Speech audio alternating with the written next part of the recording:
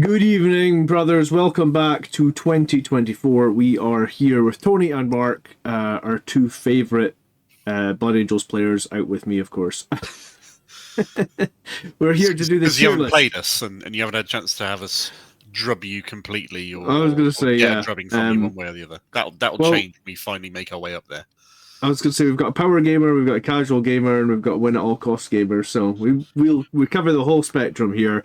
Tonight we're going to look at the vehicles, and there's 34 of them. Mm-hmm. And these are all the vehicles that you can field right now for a Blood Angels army or some sort of Space Marine army that includes Blood Angels using one of the other detachments. Because that is not. I've been really looking forward to this episode. For some strange reason, the video is focused on stuff you can put in a Blood Angel army. Can't imagine why. Why have you been looking forward to it? There's no Thunderhawk in this list. Do you know that? Yeah, I know that, but okay. My second favourite things are like Dreadnoughts and Vindicators. Dreadnoughts. Cool. Okay, so 34 units to get into. We're going to start with a very Blood Angels one. There's no real specific order other than the order that I'm reading them off a list, which is the Baal Predator as the very first unit in the list. Okay. Awesome. And the Baal Predator did get a new rule this edition, and the new rule is you can reroll advanced rolls made by this model, and if this model advances until the end of the turn, you can shoot your assault weapons, assuming that they only target infantry. Not quite. Ranged weapons gain the assault ability, but they can only target infantry. So even if they don't have assault, they get it, which is quite nice. All the way through 9th, we were saying this is one thing that the Baal Predator really needed. Yes. Was a way of advancing and shooting, and then in 10th they gave it one.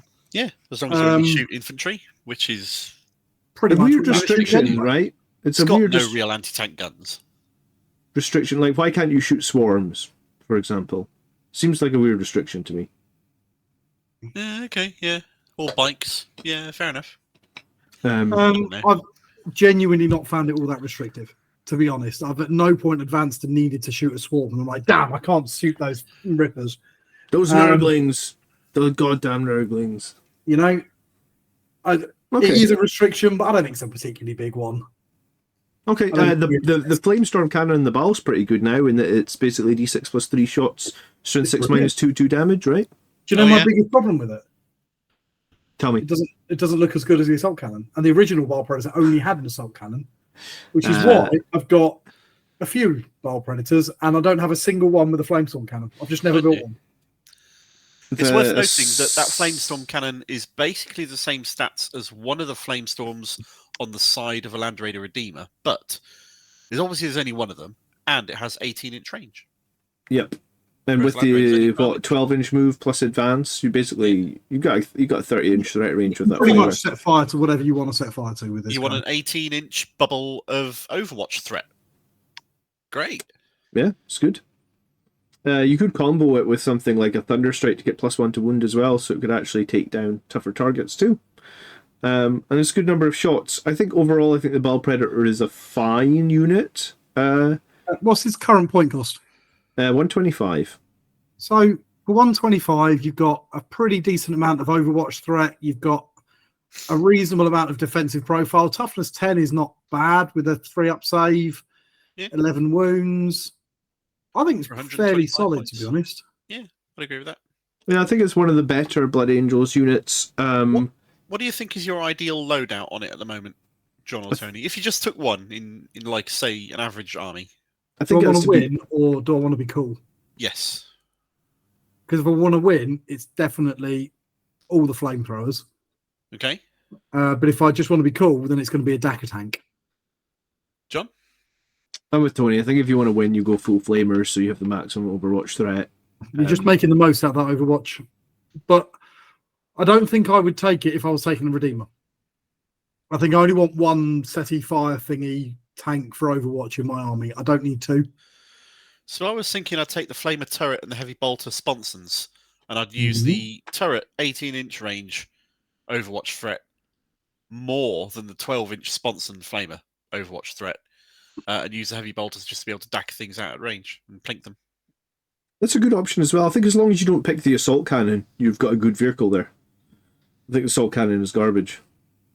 I'm not a fan of the Heavy Bolters, to be honest. No, I like them because they look cool, but 3 shots, 2 damage. -1 3 is shots, 2 nothing. damage, but they're only 1 AP. They're only strength 5. Apart from basic Space Marines, which are vulnerable to that 2 damage, strength 5 is not really high enough to damage other things that you're going to want multi-damage shots on. Yeah.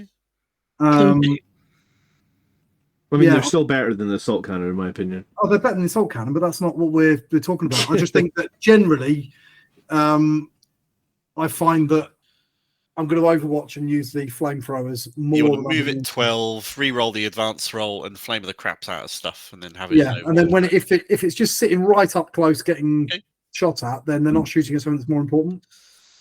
Okay, so where's it landing for you guys? Somewhere between A and B. Yeah, I think I'm with Mark. Top end of B. I don't think it's certainly not a must take because we see a lot less without them. Mm-hmm. It's a good use of 125 points. Yeah, I think I agree. We need anti-infantry stuff in our army. Generally not. No. Generally, when you build a competitive list, anti-infantry is kind of, you get it naturally as you build your list. Yeah. It's not something you need to tech for specifically. And for that, I think it bumps it down to B because I don't really need a dedicated anti-infantry platform. If I want an Overwatch threat, sure, but I'm likely to run Redeemers and things like that anyway. And then I don't need to. So yeah, that puts it down into B to me. But it's certainly a very good pick. Yeah. Okay. Right. Yeah. Okay with that. I'm might fine be with better than that in your meta. If you're playing a lot of people who like running stupid guard lists with 1 million infantry that keep coming back, or NIDs, then it's going to jump right up there into the A for you. It could also be in Firestorm as well, because Firestorm would give it potentially +1 to its strength, and then you get +1 to your wound and dev wounds on flamers. But yeah, I agree. I think it could be B for where we're at. The next one up then will be a Ballistus Dreadnought. So this is number 2.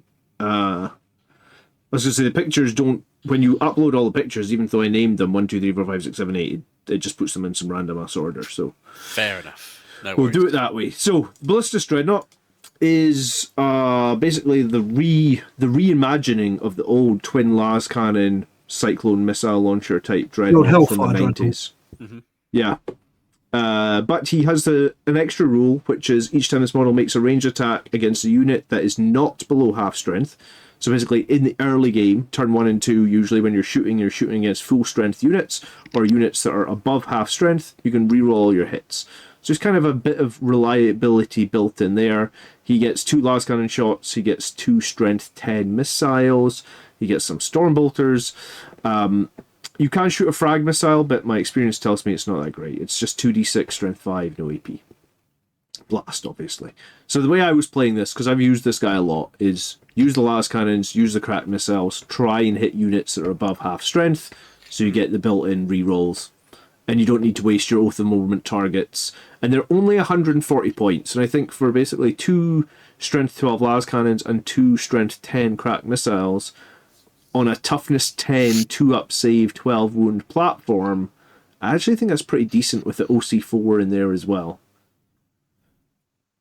48 inches on the las cannons and the missiles here as well. Tony, you're the Dreadnought man. I'm a fan. We talked about when Ted first dropped, we argued about this for quite a while, and I've still used it a fair bit in 10th. I quite like it.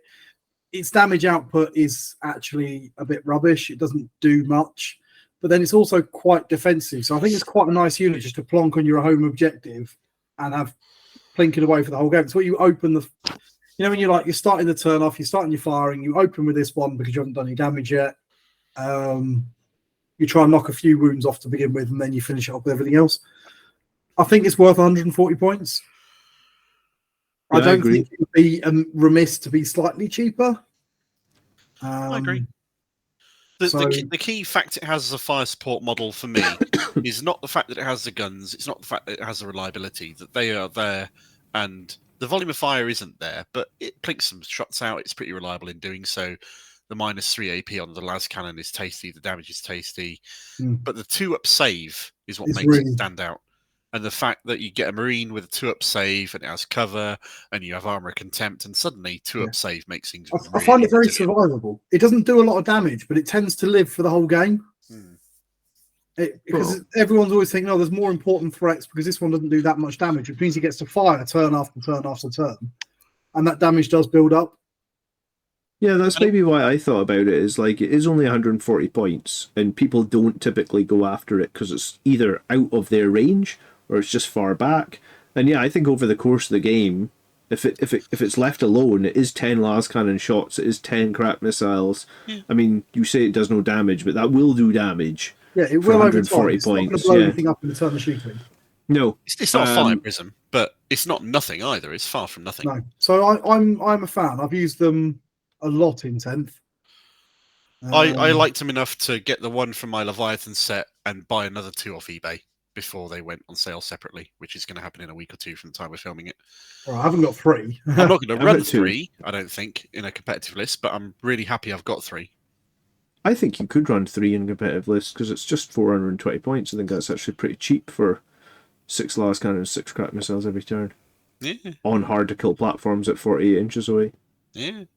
Um, And obviously there's no real I tend synergy to run in one. Sanguinius or the melee stuff whatsoever, but it's self-sufficient. You say that, but It's reliable fire support. But actually, in Sons of Sanguinius, you're punching things at strength 9 That's true. with 6 6 attacks, strength attacks. All right, it hasn't got any AP, but still chip a wound or 2 off, wouldn't it? chip a wound or 2 off. I honestly think they're good enough to go into A, but if you guys think they're Bs, I'm happy to leave it in B.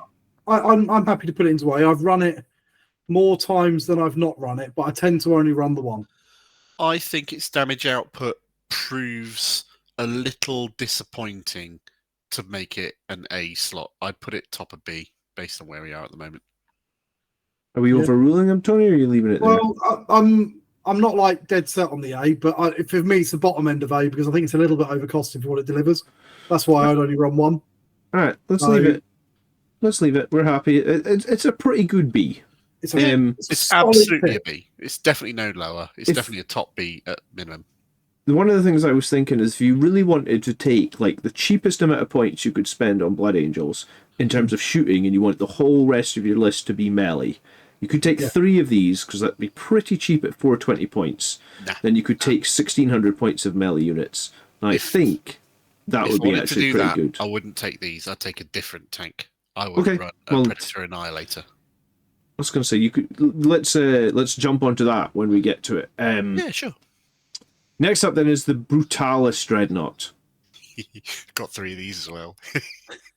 I was going to say, so the Brutalis Dreadnought does up to 6 mortal wounds on the charge. I've got the wrong tab open, sorry.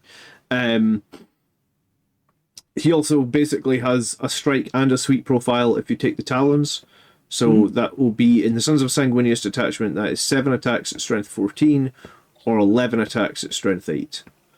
Both sound pretty nice, especially when you think about tank shocking with the Talons as well. So realistically, you can do 12 mortal wounds on the charge. It's got the same defensive profile as the last one.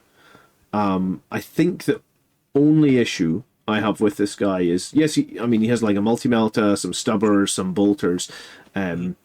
The issue I have is how do you get him into melee combat? You run him. 8 inches is not slow. It's not fast either. And he's a 2-up armor save, so he can take a bit of fire on the way. And if you've got 3 of them, then that's a bit of saturation. 175 points for these guys. That's my issue with him. That's fair. I think This is the only Dreadnought we have access to that has a melee weapon with double profile, a strike and a sweep profile. Yeah. Every nice. other one of them only has one profile, which is obviously very tasty. It does mortal wounds on the charge, which is tasty.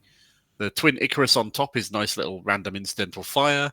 The nipple guns, being either heavy bolters or multi-melters, they're never going to win you a game, but they're nice incidental fire. Yeah, if you're taking it, you're taking it for the punchings, basically. Yeah. This guy is going to get compared super hard to the Death Company Dreadnought, which we have up next. Yeah. So, it does ever so slightly different things in an ever so slightly different way, The thing that it has over every other dreadnought we have access to that's a melee-focused dreadnought on the Blood Angels list is that on a Redemptor chassis, it therefore has a 2-up armor save. I think it's overcosted. I really do. 6 attacks if you're using the strike profile. 7 on the charge. 7 on the charge. Strength 14. Strength 14 in Sons of Sanguinius. 175 points. I think it's... Yeah, I think it's too many points. I really do. I don't think you can kill enough with it. Because damage 3 is very nice, but let's say you're going into Terminators, you're going to hit 2/3 of the time, so you're going to hit, 4 times out of that. You're probably going to wound all of them. So you say you wound, they're going to save half. You're going to kill 2 Terminators. The mortal wounds are important to consider, I suppose. They are. The thing that annoys me about it, that continually annoys me about it, is they have AP -2 on their claws. If you go into something with a 2-up armor save, they're saving on a 4, which is not reliable. No, it's not great, is it? And the mortal wounds, because of the way that they come in, they'll come in before you do your combat. Yes. Yep. Which means that you, with D3 mortal wounds, you're not going to kill anything with that. You're going to wound one, and then they're just going to take the damage on that one first. True. Yeah, that means your 3 damage is then overkill. Unless you roll high on your mortal wounds, potentially. Even then, you're going to Terminators. Yeah, okay, you might kill a Terminator with mortal wounds if you roll really well. Yeah, I mean, no one's really fielding them from what I can see, right? Like, I don't think I've seen a single Sons of Sanguinius list, and I have had a lot submitted in this last week. So I think I've looked at like 10 or 15 Sons of Sanguinius lists. I haven't seen anyone fielding Brutalis Dreadnoughts. I fielded it one time. It ran into a knight and got killed and didn't do enough damage, and I thought to myself, like, okay, I mean, that -2 AP is not great, right, into a big knight. I think the -2 AP does hurt it. Admittedly, a lot of things that have got 2-up armor saves have a 4-up invul anyway, so any more than 2 AP is wasted. I'm thinking Custodes or... Yeah, true, but there's also a fair amount that don't, especially in vehicle terms. Yeah, so I just don't think that it hits hard enough to warrant the 175-point price tag. Okay. If it had dropped to about 160, then I think it'd be... So I had fun with it in a meme list where I ran 3 Brutalis, 3 Death Company Dreads, and 3 Armiger Warglaves. And I ran 3 battle groups, each with an Armiger, a Brutalis, and a Death Company Dread in. I run 1 group down the middle, 1 group down the right, 1 group down the left. Yeah. And out of all of them, the Brutalis did the least amount of damage. Yeah. And it was far more the distraction Khan effects. If you want any more, any more on that, if you go and look up the Armiger, which is 35 points cheaper. I was going to say, are they 140 points at the moment, aren't they? I think they went back up, they went back down. The strength on it is it's OC8, which is why I took it, and it can do all the shooting and the moving and stuff. It just won't benefit from any of the stratagems or detachment bonuses that you get when you do that. Yeah. I think. Are we saying it's crap then? I'm not. It's not crap. It's just overcosted. So we're leaving it to languish at the bottom of B. We'll put other Bs above it. I think I'd be happy with it at the bottom of B. I don't think you're doing yourself a disservice bringing it, but at the moment, I think I can see an argument to put it in C. It's not crap, but it's absolutely not optimal in any way, shape, or form. Yeah, I just don't know how you deliver an 8-inch dreadnought. Well, we're going to talk about Death Companies later on. It's huge. The thing is that they're cheaper. There'll be a lot of cover on the board because there's a lot of cover on the board, so you're always going to get that. And it's got a 2-up armor save, so you run it and you take some shots on the way in. Yeah, unless you play like Chaos Knights and they hit it with -5, and then you don't even get a save, basically, right? Or Eldar Fire Prisms or anything that can focus down stuff. Horrible. You know, like I kind of hate running these big 200-point models when they don't even get a save into some things. It's a huge feels bad moment. I don't know why Games Workshop have not addressed it. Yeah, but I mean, with the Land Raider, I feel like I would smoke screen it and Armor of Contempt it if it gets focused by like a Chaos Knight, so it's only getting hit -3. Whereas, like, I'm not sure I'm willing to spend 2 CP on this to try and keep it alive. Well, you can only spend 1 because it has got the smoke keyword. But yeah. Oh, true. Okay, good point. I think at 160 it'd be a good pick. At 175, it's overcosted. All right, next up then, Death Company Dreadnought. So it is 165. Yeah, it does 6 attacks at strength 14, but these are -3 damage. It has a Melta as a Flamer, as a Stormbolter. It gets to reroll all its hits, so in melee it's rerolling all hits and all wounds, so that adds like a ton of reliability to its damage output in melee. It can also fight or shoot again whenever it's targeted, and you've got the Magna Grapple in there. You lose your smoke keyword, but you get to add 2 to your charge rolls against monsters and vehicles, which gives you a 7-inch charge from reserve, which is very strong. Yes, you're OC0 in this Dreadnought. I guess that's the kicker. You need Unless Chaplain you've got a within chaplain 12. nearby, yeah. Yeah. It is worth noting that there is some controversy around this that has not been addressed by an FAQ, and the controversy remains on the Frenzied Reprisal ability, because the core rules say you can never be selected to fight more than once during any given fight phase. The controversy is based on, do the rules in this data sheet override that or don't they? There's been a lot of takes on this either way since the datasheet first appeared. My take on it these days is that they do not, because I've seen many precedents on other datasheets since that say when they do override the core rules, they explicitly say so in text of the ability, and this one does not. Therefore, I think it doesn't. I've been playing it at tournaments that you can, because it's the same as when you shoot, right? When you shoot back, you're shooting out of phase, so you're fighting out of phase. Rules doesn't say. The shooting phase does not have that rule. Yeah, but it's like it says your model can either shoot as if it was the shooting phase or fight as if it were the fight phase. So that implies it's an out of phase attack that is in a different phase. So I think it's fine. But yeah, it's controversial. There are takes on it either way. Tournament organisers have ruled both ways on it. So yeah, it's worth bearing in mind that that's a thing. I think I've read it as it's a new fight phase and therefore it hasn't fought. Yeah, that's because it's, like I played against Andrew and he shot my Dreadnought like 4 times, and each time he shot it, I shot back with my flamers and actually killed a bunch of Sisters of Battle. So I think it's the same. If you want to fight it with multiple units, you just be prepared that the Dreadnought's going to fight back. So we're looking at this. It's 10 points less than the Brutalis we just looked at. It's got a point less toughness. Yep. It's got, depending on what you equip it with, probably got less attacks. Yep. But they're 4 less wounds. It's got a bit less wounds. So for the cost of 10 points, you've got an easier charge potentially, depending on what you're charging. You've got similar hitting, but more reliably hitting melee attacks.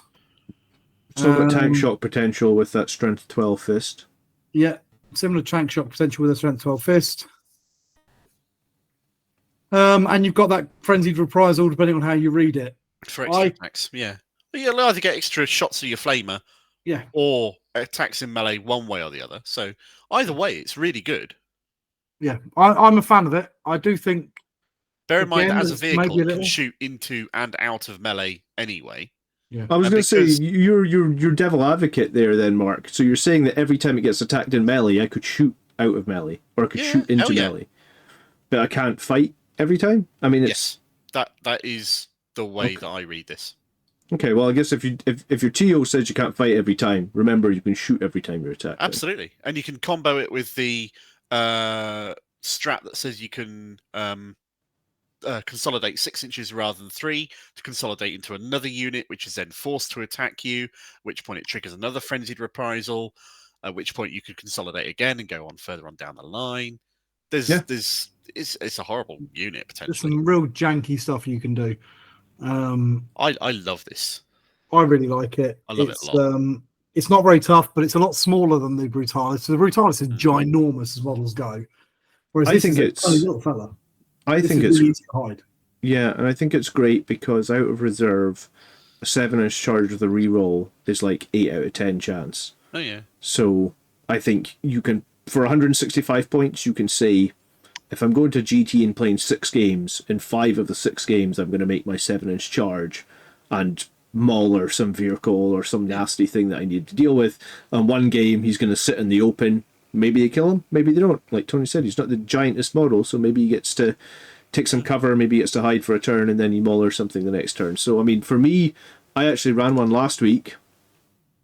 It's not in my list that I'm running tomorrow, but just I wanted to try something different. So in terms of loadout, my choice loadout for it is always the less attacks, high strength claws, 2 of them, and 2 heavy flamers. And I use the flamers against light targets, and I use the claws against heavy targets.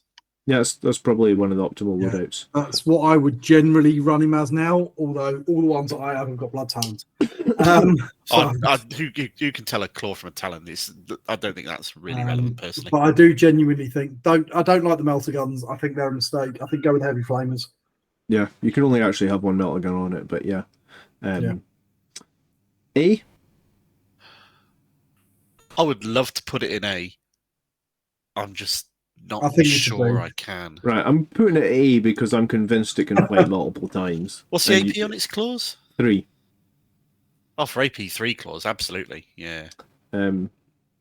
It's cheap. You can put it in reserve. You can make a charge.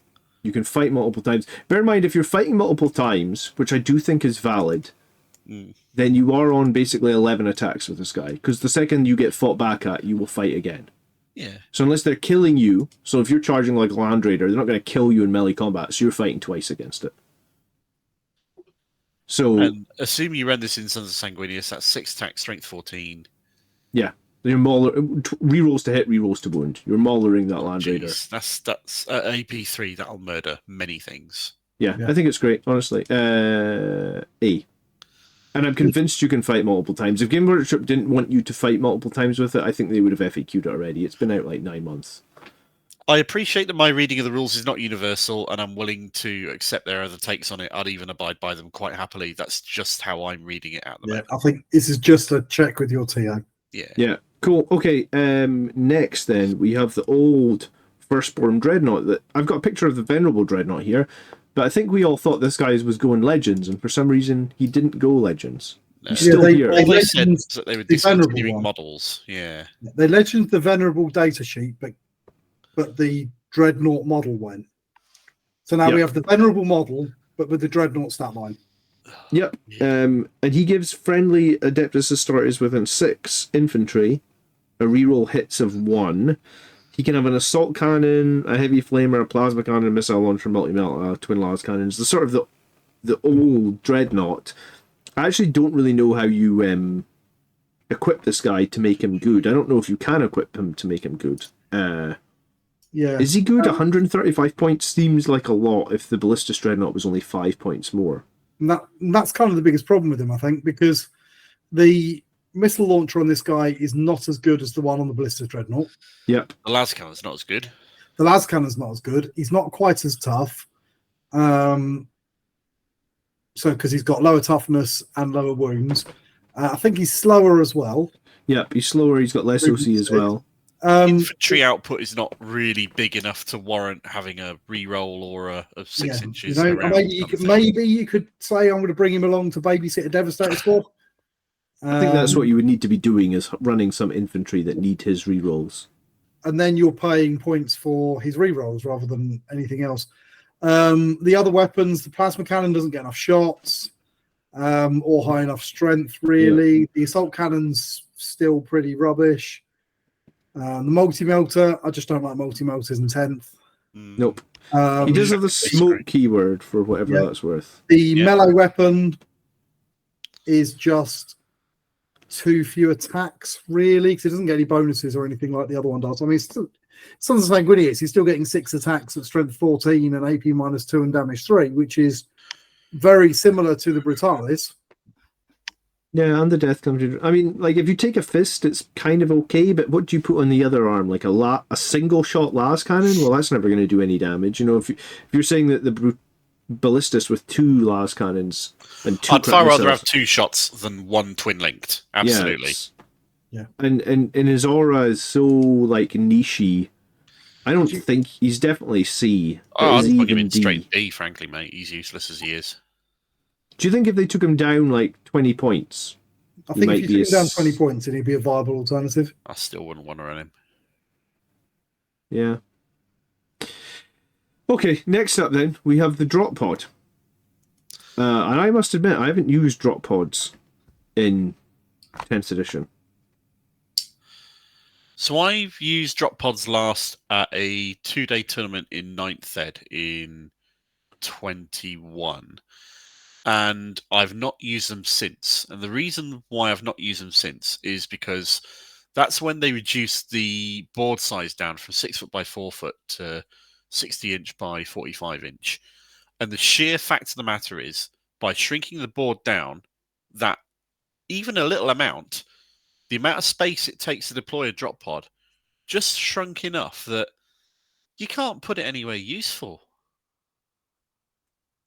Really? I mean, you can maybe luckily land on an objective and I guess hold the objective with its OC2. You can put 10 infantry inside it, but they can't be jump pack, woven, gravis, centurions, terminator. So basically 10 But firstborn marines. No, you It can doesn't have put to be firstborn anymore. you can put No. things like Blade guard. you can put blade guard in it if you wanted to. Stone You guard. could put hellblasters in it if you wanted to. Yeah. You But- could put if you're that kind of inclined, which is what I've done with it, you can put 10 of those flamethrower guys, the new ones out the Leviathan box in it, and then run it in Flamestorm. And then you can drop it down, they'll hop out and set something on fire, which is amusing. The only disadvantage with it being a capacity of 10 is you're never going to be able to attach a character or anything to them as well. Unless it's Blade Guard, I guess, because they come And in if sixes. you do drop it down on a objective, then the opponents can charge onto it, and it's not going to be able to hurt them, even slightly. No, it doesn't have a melee profile. It's 70 points. Is it 70 points you would ever consider spending? I would love this to be good, but as of right now, it's not relevant for play. It's too many points. I've used it for fun games. Yeah, The idea of a pure drop pod army is still amazing and awesome, but for a competitive 40k game these days, I was going to It's say a just too lot. many points. If it was 50 points, so that because then you just think, right, it's 50 points to give a unit of Hellblasters deep strike and a bit of cover. Mhm. And then you think, yeah, okay, I could get behind that. But as of right now, we can take the Libby Dread, and it's basically a reusable throwing your unit forward, whereas Yeah. the Dread drop pod's a one-shot thing. I was going to say the play that used to be like you used to put a Devastator squad inside, and you used to arm the Devastator squad with a crap load of multi-meltas. That play's kind of dead now because multi-meltas aren't the devastating power that they were before because of the low strength. Because infantry firepower in general is gone the way of the dodo. Yeah. And so everything you put in it just doesn't do enough damage to warrant spending 70 points to drop it. It is okay. You can drop it on something if you want to hold an objective. Yes, you're opening up to being charged onto it. It's too many points, unfortunately. I was going to say the only other thing like is rules drop pod assault. Then it should give a bonus to assaulting out of the drop pod. That might make it viable, but it doesn't. So is it going in D? Go on turn one. If you want to make sure that you've got a unit on an objective in the mid table, turn one, this will do it. Yeah. Okay. So that's the one so play. A number of other things. Yeah. We happy with it in D, or do you think it's better than D? Is it C because of the strat that Tony just said? I can't make an argument to put it anywhere other than D. You could put 6 Blade Guard inside it and a Judiciar and drop them centerboard turn 1. There you go. Come charge me. I'll fight first. I could. On my Blade Guard. Chuck them forward out of a tank. You could. Or you throw them using the Librarian Dreadnought, both of which have further uses out after the game. Okay. Tony, where are you putting it? I want to put it in C, but I think it's probably too overcosted at the moment. Okay. All right. It's in D. Let's move on to the Fire Strike Servo Turret. So they are 75 points. Let's preface this by saying no one runs these whatsoever. You can have every few months I look at these again and saying, I really want to make these work. I feel like they should work. And 2 of them for 150. They can Overwatch on 4s for whatever that's worth. Their Laz Talons are like hitting on 2 strength 10. Yeah. 20. Sorry, they buffed it. It used to be 24 inches. It's 36 inches now. Or they can have an autocannon, 3 shots. They're both twin length, the Laz Talon and the autocannon. They move 3 inches. They have 2 up save. They have 6 wounds. So 75 points. They're pretty cheap. You could strategic reserve them off the board to come on somewhere and shoot something using the Laz Talons. Yeah. But I mean, 4 Laz Talon shots would be kind of It's not enough. 4 last 150 time points. shots. A hit on 2s. Yeah, but- Wounding on strength 10 twin linked. For 140 points, I could have a Ballista's Dreadnought, which is You'd getting never me, use the autocannon. you know, they're only strength 10, that last talent as well. Yeah, I But don't know why twin they're only strength 10.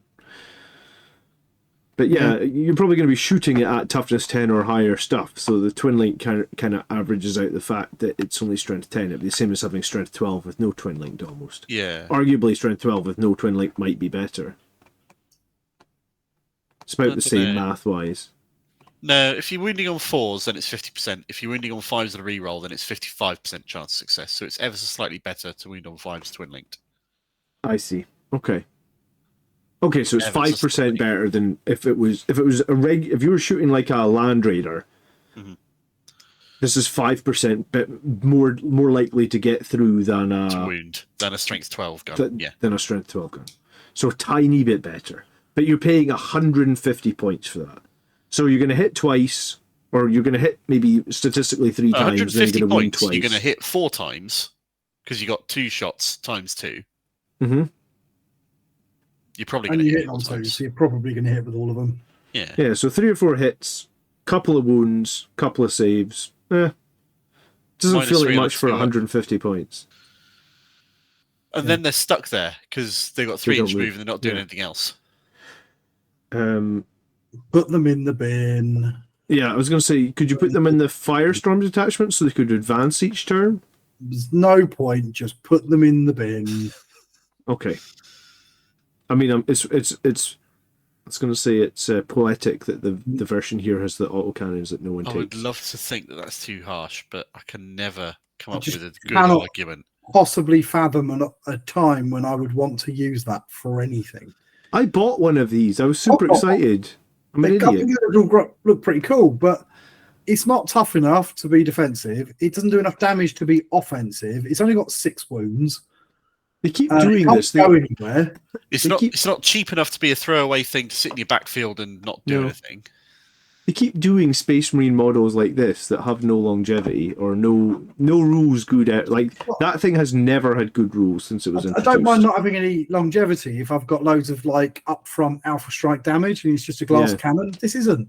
This does neither. Okay, we'll move on to the Furioso Dreadnought next, which in some ways is very similar to the Death Company Dreadnought, but he has 15 points left. He does mortals on the charge. He can have the same Magna Grapple, which makes him that really interesting option from coming in from reserve. He can still have the 2 fists at strength 14 -3. Yeah. I mean, he can have a frag cannon or a meltagun or flamers, but I reckon you probably do what Mark said: have him with double flamer, have him with a Magna Grapple, have him with the twin Furioso fists. Do some mortal wounds every time you fight, not just when you charge. Unlike the Ballistas, this is every time you fight you do the mortals. You just got a bigger chance of doing more of them when you charge, which is nice. So for 150 points, I actually think this is a fairly decent Dreadnought profile. It's the best I've ever seen the Furioso Dreadnought. Yeah. 2 up armor save. The thing that holds it back compared to the others is the 6-inch move rather than the 8-inch move that Death Company Dread have and the Brutalis have. But if you're just coming in to charge, who cares, right? You got to get across the board to get into charge range in the first place. True, but Well, you're just going to come in from a reserve with your Magna Grapple and go after something nasty, right? that's fair. I like it on similar reasons. I would choose a Death Company Dread over this, but I would choose this as well as a Death Company Dread. Any play in the frag cannon? No. None whatsoever. I love the fact that it's so random it might as well be an orc weapon. Okay. Rapid fire D6. On top of T6 attacks. It's kind of a joke, isn't it? It's blast, within I guess. 9 inches. Yeah, Yeah. great. Woo. On your 6-inch move, you'll get within 9 inches, sure. You can't even come in within 9 from strategic reserve either. So, Furioso Dreadnought B? No, I think C, because it's just really slow. Too slow? I think it's too slow. It's great if you come on from reserve, but everyone knows you're going to do that, so they're going to put their stuff a bit more towards the middle. And unlike the Death Company, that's a real problem for it because it's only moving 6 inches. Giving it parity with Brutalis feels about right to me. Yeah. Okay. Number 9 is our Gladiator Lancer. This is a favourite of yours, I think, Mark, is it? It's been a favourite for a while. It's the one. No, it is the single best anti-tank firepower option in the codex that we have. Vindicator. Man of my Has heart, a Tony. massive downside in that its range is 24 inches, whereas this one can shoot you from 72. Yeah, the massive downside of this, in my opinion, is it's 2 shots. Yeah, it's fair. So when I played a game against, I think it was a great unclean one, I hit and wound. Turn 1, he rolls 2 4-ups. Okay, no damage. Turn 2, the same. He rolls 2 4-ups. Okay, no damage.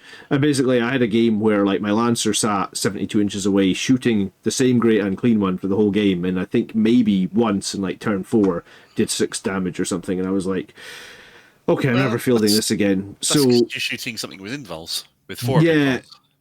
So you're here's the problem. -4 AP.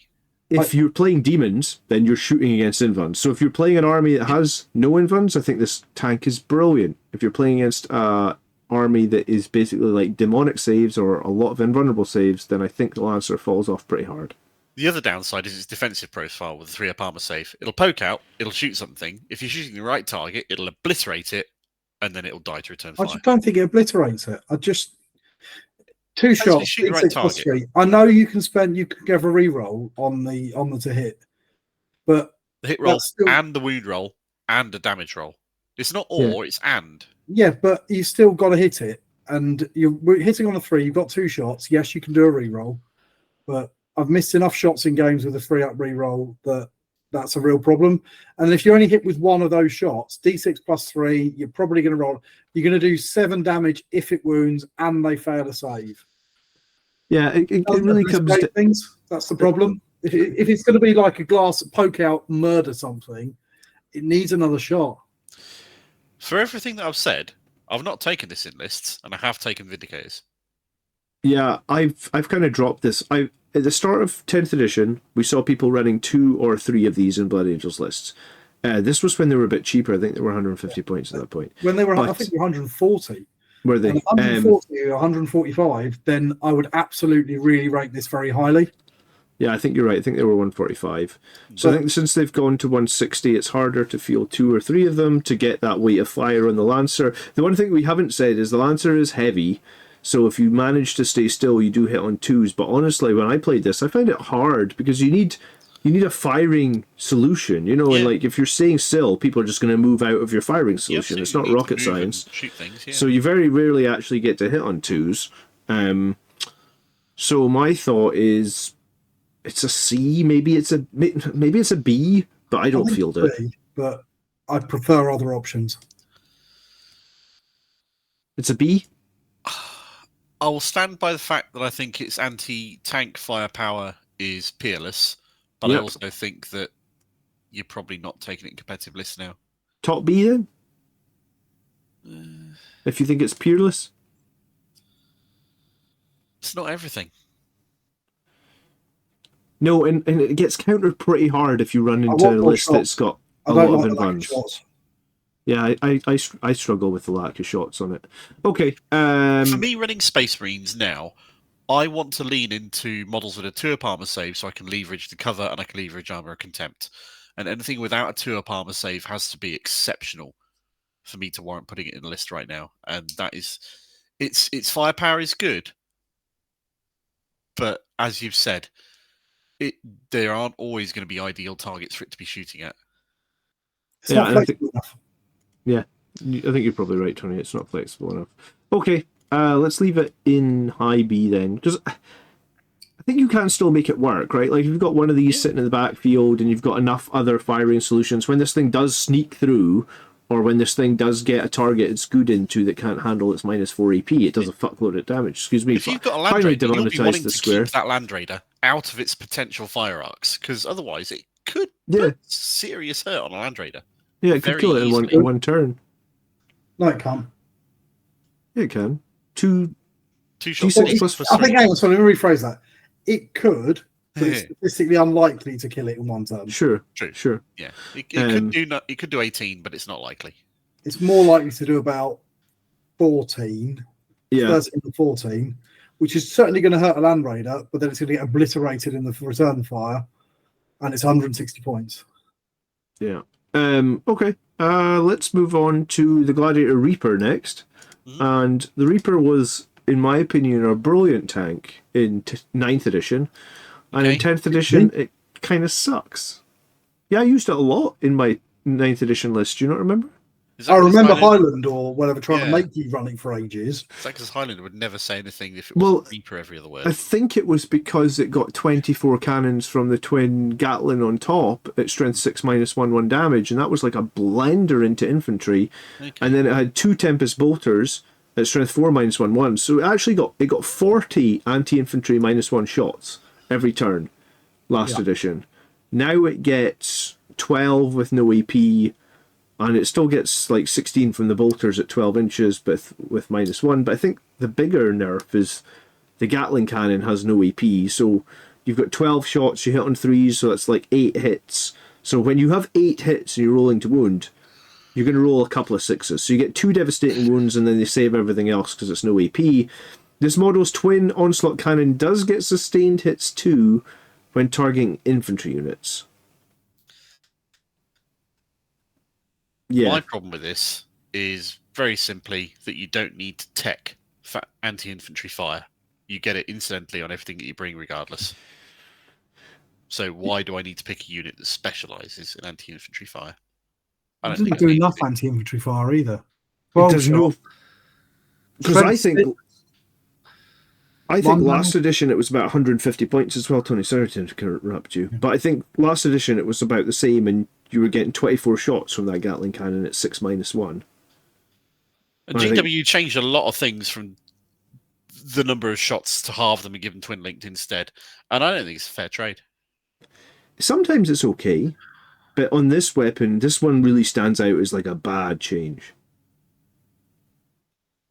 Yeah, and in theory, twin linked makes it easier to fish for devastating wounds, but do you do that though? I don't find myself doing that. No, never. Do you know what? I can honestly say I'd rather take the Bile Predator. Yeah, me too. Yeah. Because it costs less points and it's going to throw out a similar amount of firepower. So this beautiful Gladiator Reaper that I painted is going in the dumpster, right? I would put it in D, personally. Yeah.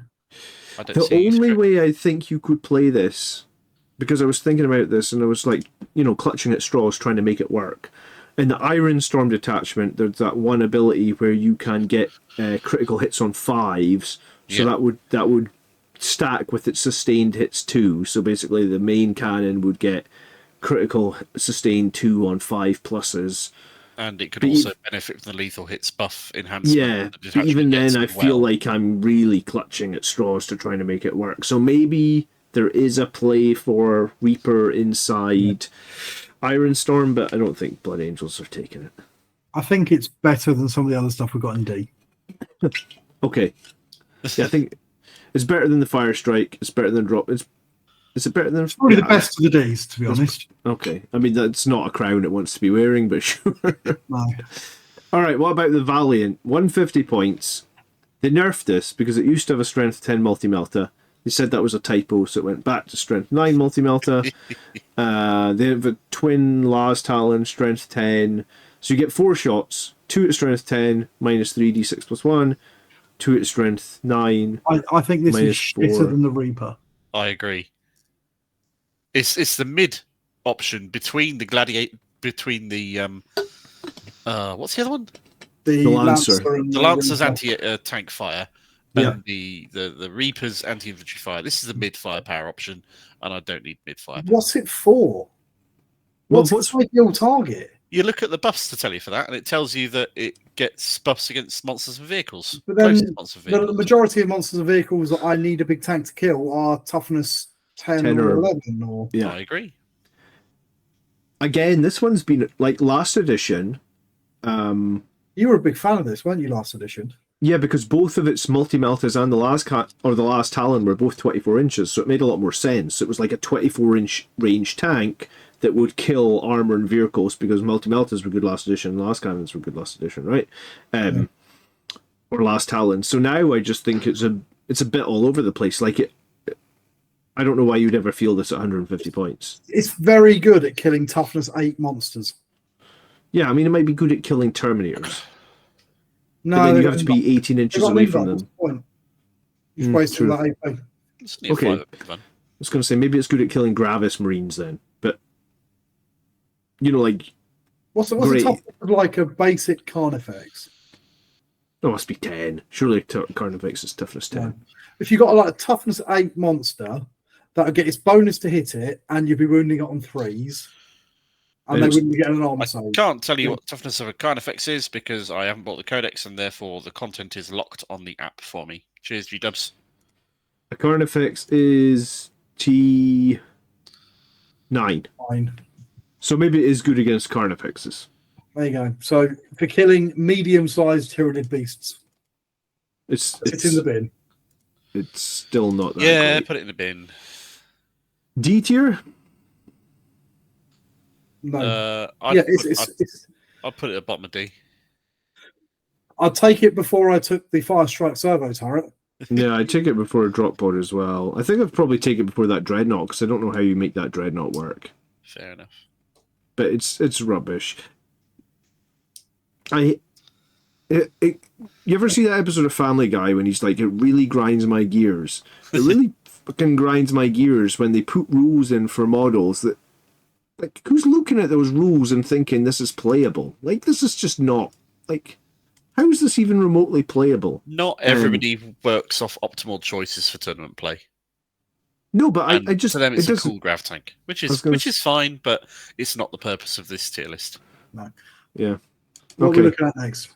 The Is it the Hammerfall Bunker. Put it in the bin. Put it in the bin. Why are we discussing this? It's 175 points of absolute fail. Didn't they make it 100 points at last edition or something? Yeah, and it was still 100 points of absolute fail. It's a It doesn't have bunker deep that, strike. I was going to say, it's a bunker that can't hold anything, which makes no sense. It's a deep striking bunker that's supposed to go into hostile territory and lock down an area that can't deep strike, Yep. can't hit anything with its ballistic skill of 4 up, doesn't have that many shots anyway. So you're out of range for your flamers. You can't hit anything with the other guns. It's not outrageously tough because you can never put it in cover or anything unless someone's stupid enough to shoot at it by intentionally lining themselves up with the cover. I cannot see even the remotest use case of this not being. So it can overwatch utter for shit. free, even if you've already overwatched, and it can do so with its flame array auto hitting with 12. Okay, so you can put it in your deployment zone, and it can Yeah. overwatch someone that's in your deployment zone with its 12-inch flamer. Yeah. It's a bit of a funny one, isn't it? It's not And funny. also, it can't Rubbish. even... I was going to say, even if you put it on your home field objective, it cannot hold your home field objective. If you There's put it no on your home zero. field objective, nothing else can hold it 'cause it's so big. Great. Great. This one, this one's just... I We would need love it an- not we to need be, an E but it category. is still a joke. Yeah. we don't have a category low enough for the Hammerfall bunker. Okay. Let's talk about impulsors next. Impulsors are 80 points, so that's gone down a lot. Yeah, If you use a stratagem on a unit within 6, on a 5-up you can get the stratagem back, or the CP back, sorry. The impulsor has a 5-up invulnerable save. It's got a firing deck of 6. Units can disembark after it's advanced, so they can shoot, I believe, right? That's Yep. correct. That's right. It can have a missile launcher, it can have some grenades, some stubbers, and it can transport 6 Tacticus or 6 Phobos units. it's important to note with this that you can have the 5-up invuln save, or you can have the refunding CP, or you can have the Sky Talon array, or you can have the missile array. You can't. You You're have to only allowed choose one of those them, yeah. things. Yeah. Yeah. Let's face it, the orbital comms array is shit. Why would you ever take that? Most of the time, I think people take the Shield Dome. Yeah, I'd agree. So T9, 3-up save, 5-up invuln. It's If you going to take it get... transport, you take it to keep people safe as it moves up the board, and adding extra resilience just does that, plays into its role. I was going to say, so it's going to get 6 guys up the board. What's that going to provide you for value with?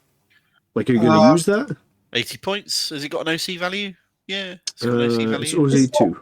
It's not bad, but it's what do you want to put in it that's 6 strong? Because I mean, yeah, you could put some Hellblasters in it, but a unit of 5 Hellblasters and a Lieutenant, is that worth transporting? I'm not really sure it is. They've got reasonable range anyway, just foot sog them. Yeah. You could use it for that. 2 squads, 3 Blade Guard. What about the Company Heroes unit? Could that go in it? Yeah, they It could. could, yeah. Captain plus the company heroes. So you could put those in it and run them up to the middle of the board. But again, they're really tough. And the beauty of those guys is they're cheap. Did you mean to leave this on the Invader data sheet? Sorry, no, I did not. I'm just opening the future profiles so we keep it flowing. I've got an Impulsor. Am I fielding it right now? No, probably because I don't know what I'm doing in terms of putting units inside it. There's a certain double standard here where like Death Guard Rhino can take 12 and the Impulsor can take 6 and the Impulsor is bigger. So is that not kind of the problem here in that it only takes 6? If this could take 10 or 12 like the Death Guard, like... carry the same as a Rhino, I'll be all over it. Yep. Because it only takes 6... And it's not usually or Phobos. I'm not sure why I'd ever want to transport Phobos stuff in it. No, and normally it's not really worth attaching a character to a 5-man, so 6 is kind of a weird number. I don't know. Yeah, it's a way of moving your Blade Guard around, but I think there's better ways of doing it. I've seen this run in a competitive Space Wolves Gladius Task Force list to move intercessors around the board so they can sticky something and then run away and sticky something else. Okay, and I did use this in a tournament, actually, one time, last edition. Just as ablative wounds for, like, I think it was probably a squad of Blade Guard. So I just had 6 Blade Guard in it, and I was just like, I'm going to put the Blade Guard in the middle of the board in turn 1, and there's 11 ablative wounds for them on a 5-up in fun. I mean, if you do that... Fast. A 12-inch move. It's fast tank. Yeah. So it's not bad. I'm just a bit at a loss of what to put in it. Yeah, I don't know what you put in it. I think that's a problem for me. No, that's. I mean, probably people are putting Hellblasters inside it because Hellblasters can shoot out of it because the firing deck. And if I understand this correctly, I haven't done this myself because I don't run Hellblasters. But if the Hellblasters overcharge their plasmas, the mortal wounds go on the Impulsor, not the Hellblasters. If they fail the hazardous test, yes, that's correct because the Impulsor is the thing that counts as having fired. Yes. So there's your strategy. Is that strategy a C, or is it better than a C? It's not better than C. Okay. I think it's a C. I think C is a reasonable place to put it. It's a reasonable thing. It's just not a particularly useful one, if that makes sense. I think for that amount of points I'm going to spend on doing that, I'll buy Vindicator. Cheers. Yeah, I think you're right. Because that would... Hellblasters are 125, plus the Repulsor 205. That's more points than Vindicator. Vindicator's 190. It's got more toughness. It's got better save. Yeah. It's got the same number of wounds. Okay. It's got more utility, potentially. Yeah. Okay. Sorry. It's fine. No, you're right. You're right. Invader ATVs. Puts in the bin. They've replaced attack bikes with this monstrosity. How do we feel about them? What's the... I don't know. They're once per turn in your opponent's shooting phase when a friendly Adept as a Starter's mounted unit within 6 inches of this model is selected as the target of attack. That's not like an edge case at all, is it? This model can use its ability. If it does, that enemy has finished making attacks. This model can shoot as if it were your shooting phase. Effectively, the only time that comes into play is because you can attach it to a unit of Outriders, can't you? Yep. So the only time that comes into play is I really want to run Outriders and I'm going to spend 70 points to stick a multi-melter in my unit of Outriders. Not quite. It is a upgrade option to go in a unit of Outriders. This is to run it as a separate unit. Yeah. So it would have to be next to them. Oh, right. Okay. Yeah. So in that case, they could just shoot this instead and not have to worry about shooting your Outriders. Yeah. And then you wouldn't be able to shoot back. And its firepower isn't great either. No, multi-melters are not what they once were, right? And it's only toughness 5. AP minus 4 is nice, but strength 9 damage d6 is not. It's not tough. It doesn't do a lot of damage. It is relatively cheap and it is relatively fast, I suppose. But it still looks like a bad Mario Kart. It still looks like a bad Mario Kart. Am I wrong in thinking that attack bikes used to be 50 points? Because you didn't used to get 3 for 150. You did, yeah. Love the old attack bikes back when multi-melters were worth it now. Yeah. So attack bikes, when they were cheaper and multi-melters were a lot better, were like a pretty decent unit for Space Marines, maybe like a B or an A. So these guys are like a C or a D. They're a D. They're a D. If you want a fast-moving thing to take an objective, you could possibly run one. Buy something cheaper. Yeah. You can't even put them in squads of 3 or anything like that. It's just one. It's one 80-point model. I think it's better than the 2 tanks. With a useless ability that you're never going to use because you're not taking Outriders either. Okay. This tier list's looking very stacked. Yeah, but only because we haven't had the really good stuff yet. It's true. Okay. We've not got to the good stuff yet. Invictor Tactical War Suits. So I wouldn't even consider this if it didn't have a Strength 14 melee weapon. But it's only AP2. If you're in Sons of Sanguinius. Yeah. But it's only AP2. I think that's the problem with it. Yeah, but for tank shot purposes.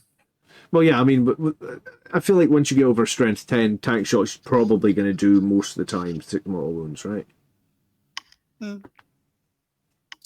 It scouts 8 inches, which is okay. The ability it has is as useless as the attack bikes one that we were just looking at was. Yeah, because no one's going to shoot the Phobos within 6 inches of it. So you're paying points budget for a useless ability. Yep. The firepower isn't nothing, but it's not good either. No, I think this one's been hit hard with the twin link change, like for the autocannon. It's only 3 shots on the autocannon. That's supposed to be its big damaging weapon. It's only AP1. Feels very meh.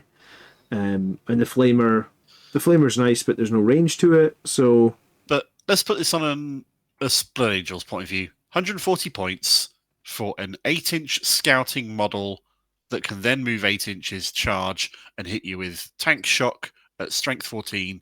Then hit you with 6 attacks, hitting on 3s, strength 16 minus 2/3 damage. Is that worth 140 points for a potential alpha strike if you win the roll off? I want to say no, because I think I've done that exact same thing back last edition where it actually had the infiltrate rule as well. So you could just start it in the middle of the board, move at 8, be in their deployment zone on turn 1, 6 attacks hitting on 3s. Yeah, statistically hit 4 times, but when I did it, miss a couple extra, all of a sudden it's only like 2 attacks.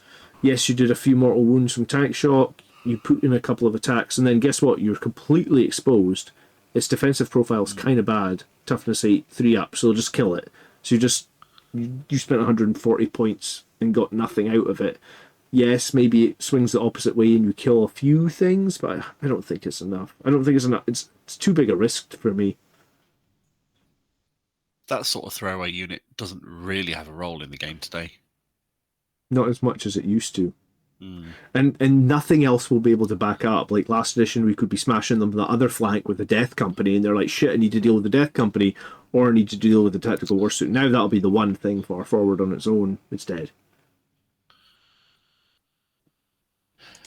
I think it's a D, but I can't rate it higher than C. I really want to make this work because I just feel like there's some play in there. I love it's got a lot of melee potential damage. It's pretty fast. It's going to start up nice and close. It's got a reasonable amount of incidental firepower. Do you want to pull up the Phobos Captain stats a moment, John? Yeah, I can do. Just a regular Phobos Captain. Yeah. Captain in Phobos armor. I'm fine. Thanks. It's getting late. My brain stopped working. Oh, its ability. So its redeploy could work on it because it is an Astartes Phobos model. Okay. But I mean, who's running Phobos Captain in Blood Angels? James Gibb. Okay. Is he running? He's probably running Vanguard Detachment, right? No, he was running Sons of Sanguinius against me, actually. He did do a Phobos Captain along with some Eliminators, but he didn't run the Invictor. Okay. I feel like this is so close to working. These sort of combat support rules are really dumb because once your opponent figures them out, they can just bypass the rule every single time. So I don't like rules that can just be bypassed. I don't know other armies that have stupid rules like that where you can just bypass them. Yeah. It's so close to working. If it was a little bit cheaper, then I'll be saying this is a nice little distraction kind effects. Or we had a Because little bit toughness more 8, shooting. although it's not particularly high, it's high enough that you've actually got to use an anti-tank gun. Not many people are bringing, as we've already said, not strength 9, strength 10 guns. And if it's up close, they're thinking, shit, I really need to deal with this, but that means I've got to stick my rail guns or whatever into it because your lightweight fire's not going to do shit. So it is a distraction. And if it does get into combat, it can do quite a lot of damage to an important target. It's got an OC4, which isn't nothing if it takes a couple of models out of a 5-man unit. Right, well, you tell me. You think it justifies it being in a B? No, but it's very close. Well, I mean, we'd probably take it before the Furioso. To be honest. I'll probably take it before the Ballistas, just because at least this thing could actually get somewhere because of the 8-inch scout move. Yeah. It's an extra movement phase, basically, isn't it? Yeah. It's an extra movement phase for the cost of slightly lower melee damage and a bit less toughness. But also 35 points cheaper.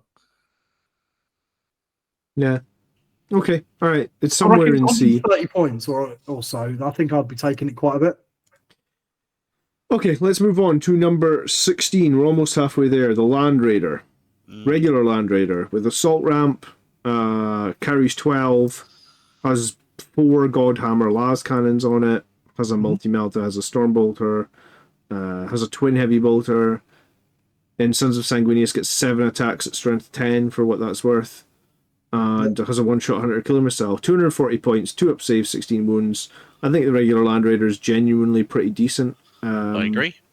Yeah, I think it's solid.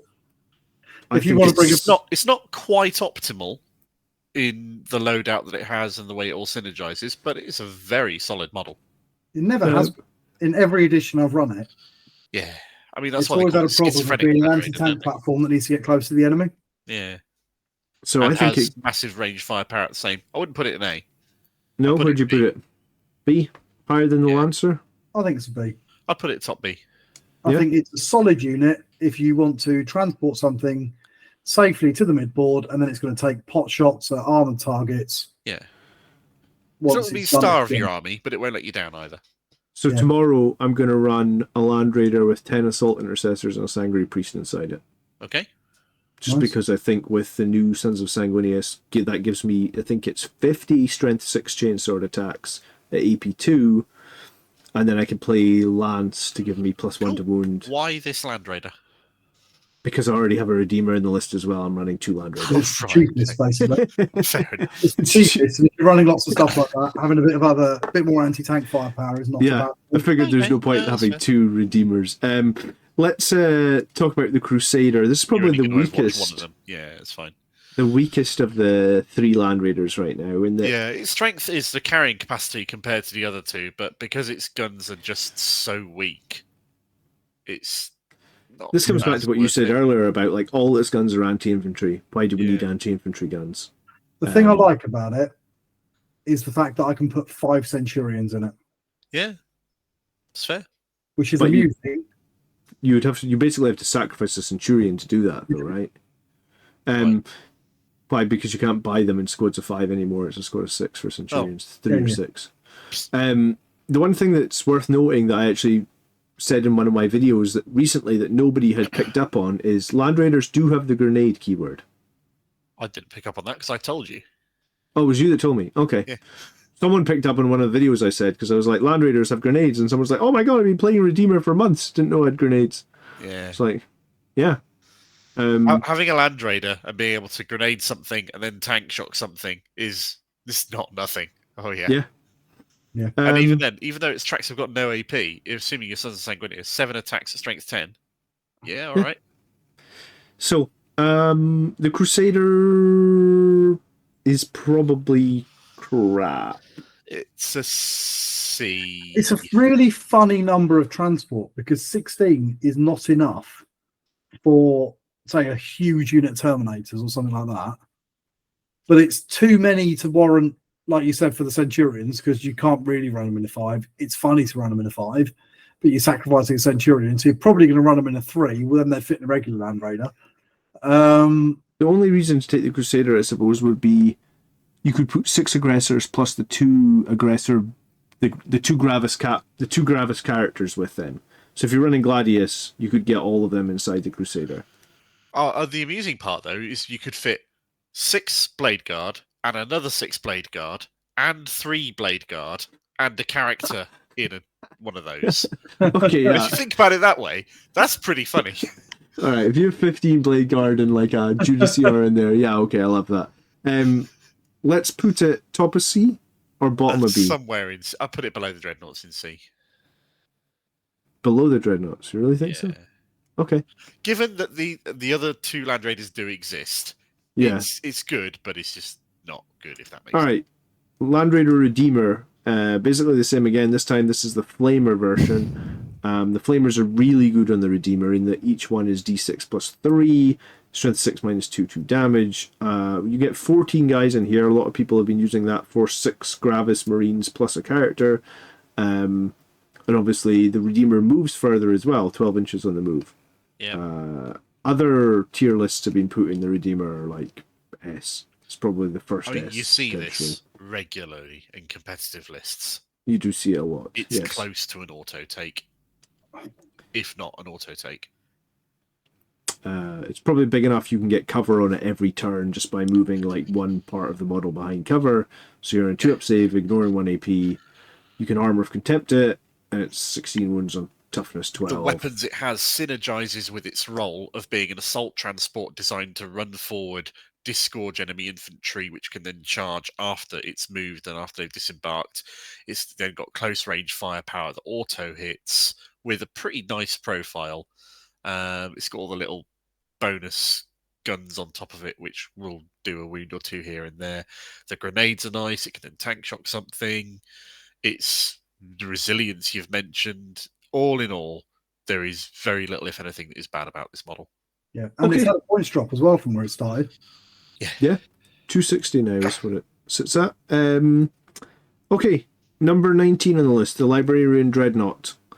And I think there was a while where people thought he was maybe an auto take for Blood Angels. Yeah. I think he's either high A or low B. The reason I would say he's low B is because I rolled a 1 when I needed a 2 to get into the top 3 at a tournament, and he failed me in my most direst hour. So, what a Librarian Dreadnought does, though, is once per turn, you teleport an infantry unit around on a 2-up. If you fail it, you have to take some mortals, but he doesn't feel no pain against mortals. So and what's worth noting is that infantry unit has to be within 12 inches of the Librarian Dreadnought, so that's a big bubble. Yeah. Considering you move 6, and then your infantry arguably could move 5 or 6 towards him, you can potentially start 24 inches away from the turn from that infantry and still teleport them. He also, his super smite, his focused witchfire is super deadly in that it's strength 12 minus 3, d6 plus 3, sustained hits d3. So if you do roll a 6 to hit, it's nasty as all hell. His extra attack from his force halberd is nice. And he's got the standard Furioso Fist. He's got a melee ability. He's got a reasonable amount of shooting ability. And he's got very powerful magic spell, hasn't he? I thought he was an auto take, but I think I've been persuaded to believe he's probably an A. I think because probably an A. Because he's an auto take if you're playing that sort of game where you're trying to bounce stuff around. You're like, I want to play Grey Knights but red. Mm-hmm. And there's no way to reroll a psychic power. That's a huge weakness. Yeah. I don't quite consider it an auto take. I don't really consider it a take at all, to be honest. And the reason why is because I don't really think there's that many infantry units you want to be throwing around. You don't throw melee units around because they have to drop down outside of 9, at which point the charge is irrelevant. If there's a shooting unit you want to throw, and it can throw them, that's cool. The aggressors with Biologists and all the upgrades and jazzy things is a good thing in Gladius. And throwing that to do a sort of teleporting or wingsing throwing shooting unit is useful. It's genuinely tactically useful, which is great. But do you want to be doing that, or do you want to put it in a Land Raider?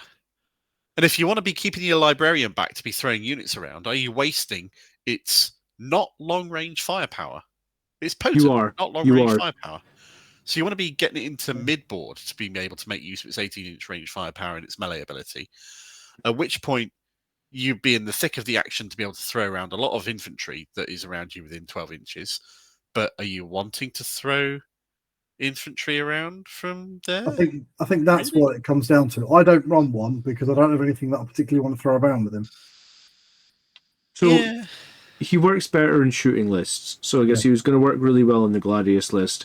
I do find, though, in the games I have used him, he often gets trapped near your home field objective, not sure where he needs to be. You want him in the center board, but he needs to be back to teleport stuff around, and then you can't ever get him out because he's not that defensive. Like, your opponent's going to kill him. If they've got las cannons, they're going to try and kill him, right? Yeah. Um, He's got and 2-up save with smoke and armor of contempt. A las cannon will still not be hurting him reliably, but yeah.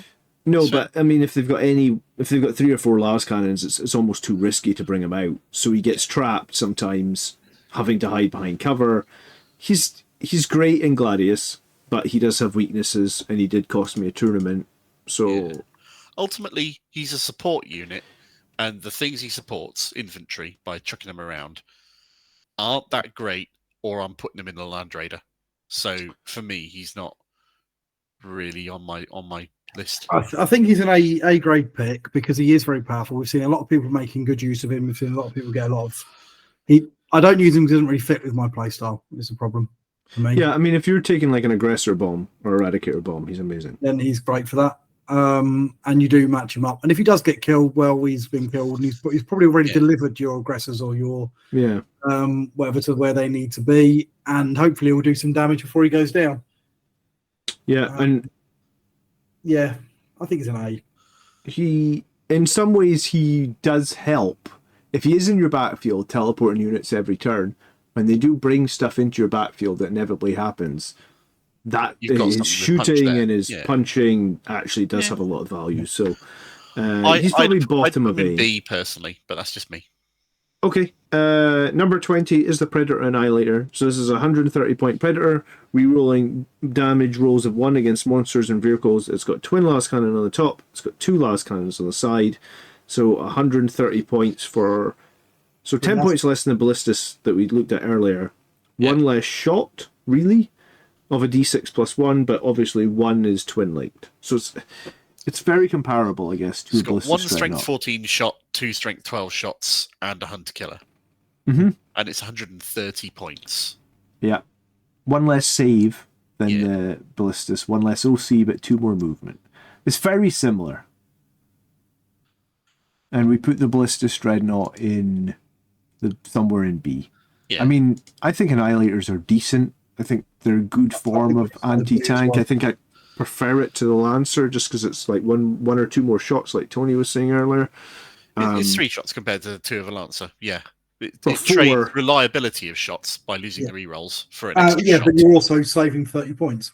And yes, that is also a thing. It's about as resilient as the Lancer, less so than the Ballistus.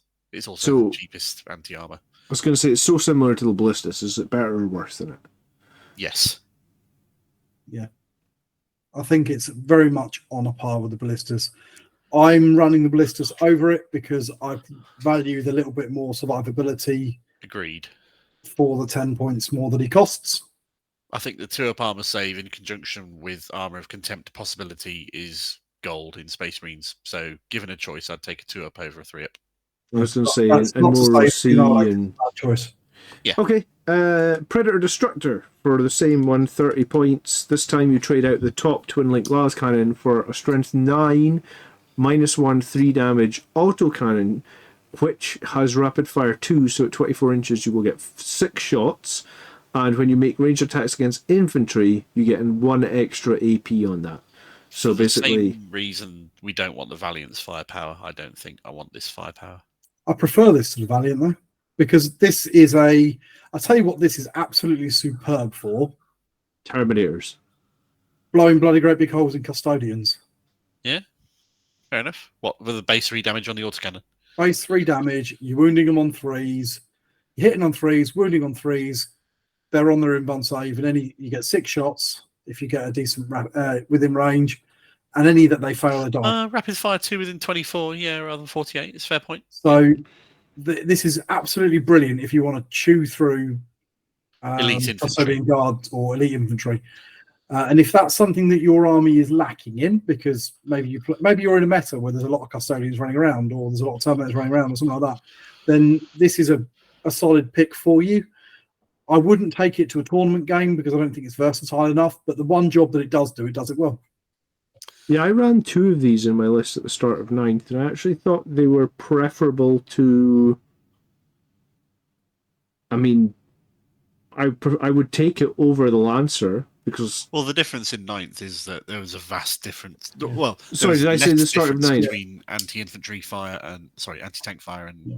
I used to like the killing light vehicles. It's not quite as good for that as it used to be, but it's still not awful because a lot of light vehicles don't have a particularly good save anyway. No, I liked it. I thought it was.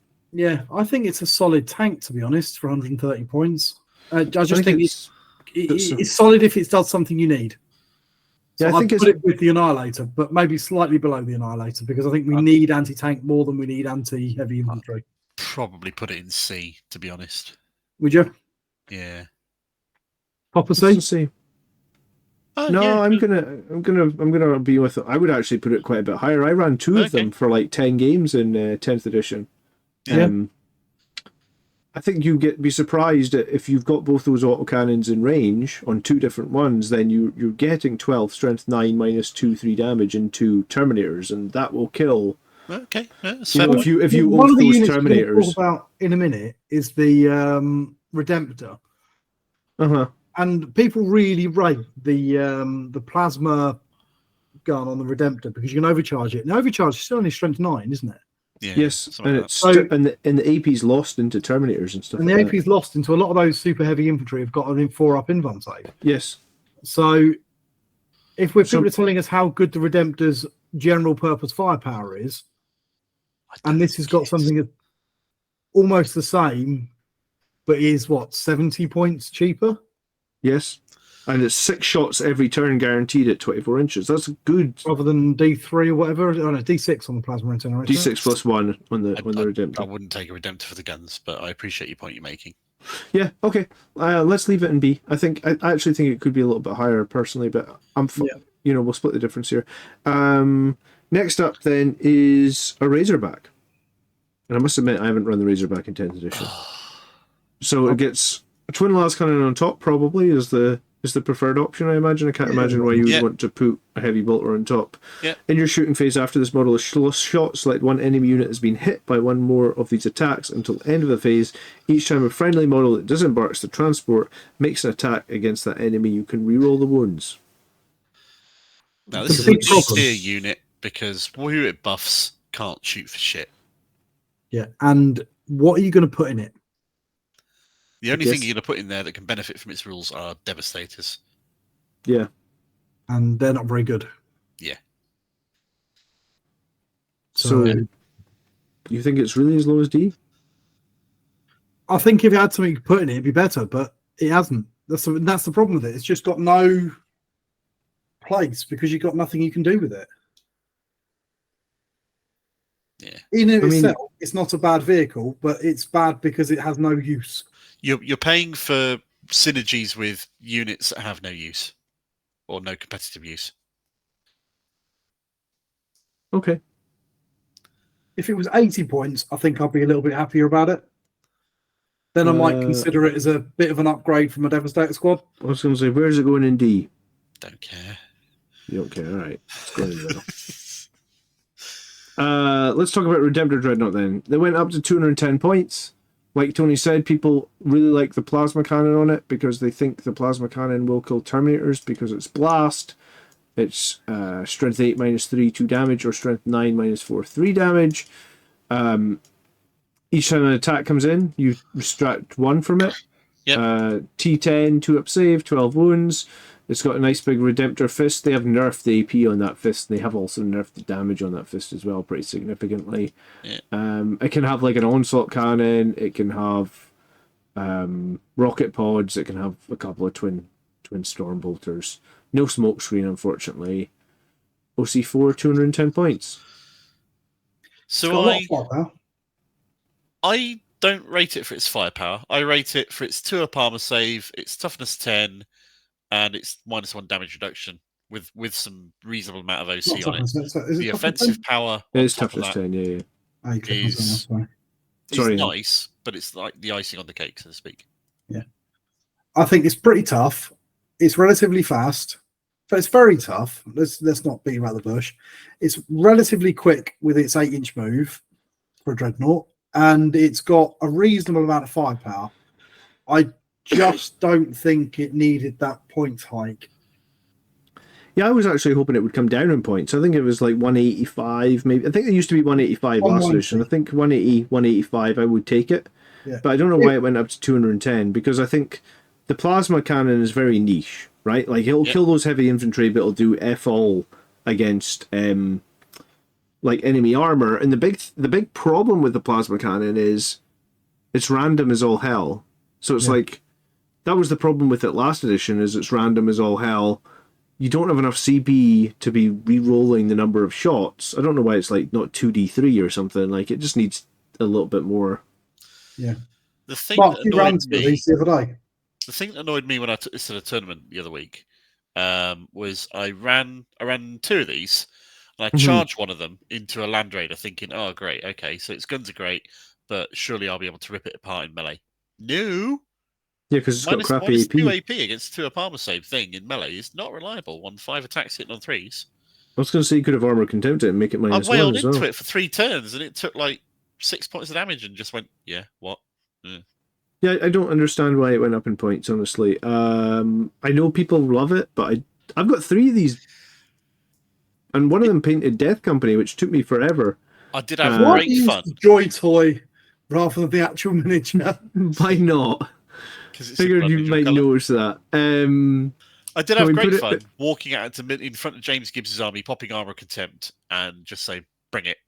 And he shot a load of Sure. stuff at it, and he just barely managed to kill it with basically his entire army's firepower. Yeah. They're very tough. They're great for just being tough and throwing out a bit of damage. And I just think that now they've gone up in points and they're overcosted. At 190 or whatever they were before, I was running one most lists. At 210, I'm looking at it, I'm thinking I'm going to run something else instead. I don't think I'm going to bring this. Okay, so bottom of B. Yeah, B's fine. Yeah. All right, next up, Repulsor Executioner. And it transports 6. If you target a model that is below half strength, you add 1 to the hit roll. Its Heavy Laser Destroyer is actually the best cannon Space Marines can field, in that its strength Only in 16 and D6 plus 4 is more damage than the Lancer. But it's got the same problem. It's only 2 shots. You've got to remain stationary to get heavy, which people are not going to remain stationary and let you shoot them. All its incidental fire, because it's got a lot of incidental fire. It's got like 2 stubbers, it's got like twin heavy bolters, it's got some rocket pods, it's got storm bolters. I've shot all that incidental fire in multiple games and done like 1 wound. It's kind of garbage. So you're maybe playing for the main laser, but the main laser is also kind of problematic because you only get 2 shots. I've never run it with the plasma, I must admit. So for me, this is like the Godhammer Land Raider. Better in some ways, worse in others. And the ways in which it's better don't make a lot of difference, and the ways in which it's worse completely turn me off it. The ability it has where it gets re-roll buffs against units that are below half strength, useless. Screw it off. Don't care. The fact it can transport 6 infantry. What for? What 6 Yes. infantry going to put in it? 3 Blade Guard is what I did when I ran it. But then if I'm running it this sort of tank, I want to hold it back and use it as a fire support tank. Exactly. So I'm paying points for a transport capacity I'm not going to use.